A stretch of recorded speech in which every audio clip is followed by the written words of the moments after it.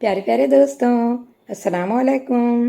بلی کا بچہ خاور خوش خوش اپنے دوست اسلم کے گھر گیا۔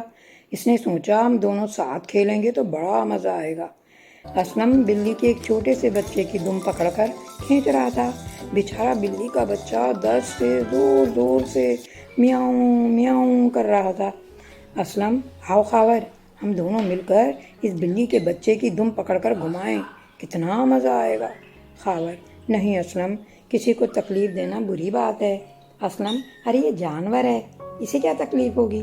خاور، میری امی بتاتی ہیں کہ جانوروں کو بھی ہماری طرح تکلیف ہوتی ہے، ان کا خیال رکھنا چاہیے۔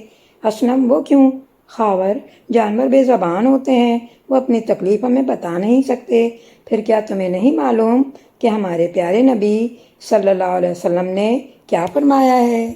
اسلم، ہاں خاور، مجھے دادی اماں نے بتایا تھا کہ ہمارے پیارے نبی صلی اللہ علیہ وسلم نے جانوروں کے ساتھ اچھا سلوک کرنے کو کہا ہے۔ میں بھی اب اس بات کو ہمیشہ یاد رکھوں گا اور کسی جانور کو تنگ نہیں کروں گا۔ چلو چل کر بلی کے بچے کو پیار کرتے ہیں، اس کے لیے تھوڑا سا دودھ بھی لے جاتے ہیں۔